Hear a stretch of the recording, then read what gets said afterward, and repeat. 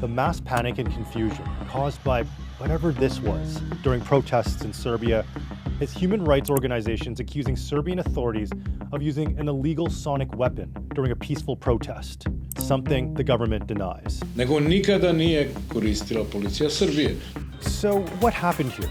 And did some kind of sonic weapon cause these protesters to suddenly separate, or was it something else? Here's what we know. March 15th, during the biggest protests in Serbia's history, over 100,000 people gather in Belgrade for a silent vigil at Slavia Square, protesting against government corruption following the collapse of a train station canopy that killed 15 people in November. At 7 p.m., the vigil begins.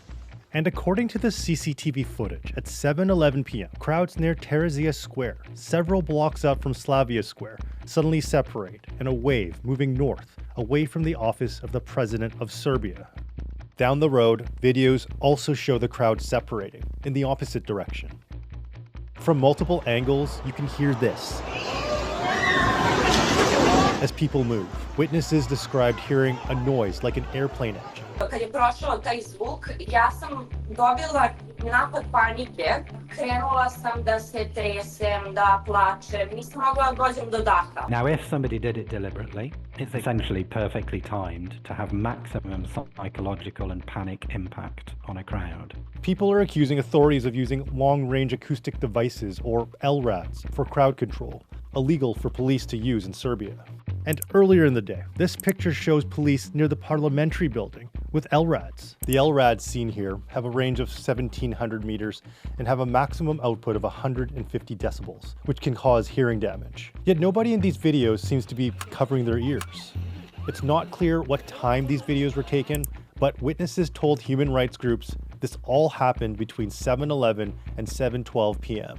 Some posts claim this was coming from the direction of the presidential office, which happens to be close to the middle of where the incident to the north and the south occurred. But at this point, it's impossible to confirm what was used or if anything was used at all. Here's why. We sent these videos to audio forensics experts, Rob Mayer at the University of Montana and Keith McElveen at Wave Science, for analysis. Neither said they heard anything indicating an LRAD. They said their analysis did not reveal any obvious sonic structure or indicate extremely loud sound volume, though they did note that video compression could leave out low infrasonic frequencies that could induce a sense of unease from a distance. Audio forensics NGO Earshot analyzed 12 videos from various locations, and they observed a noticeable pattern in the audio, which they say is consistent with the sound emitted not by an LRAD, but something called a Vortex cannon. Here's what one of those looks like. Oh my God! And here's the moment you can hear that whistle-like sound during the protest. So, was it a Vortex cannon? There's a lot about the Vortex, and people are sort of leaping to that conclusion. But we've never seen one that has any sort of practical application. There's no video that shows the sort of start of it, clearly. I think at the moment, for us, it's inconclusive. The Serbian government maintains it did not use sonic weapons on its citizens, even showing the devices on Serbian news. Yet of the more than 3,000 people who reached out to human rights groups after the incident, many reported experiencing disorientation and a sense of loss of control. Some say they had headaches and were nauseous. All the hallmarks, according to experts, of those who have been hit by some kind of acoustic weapon.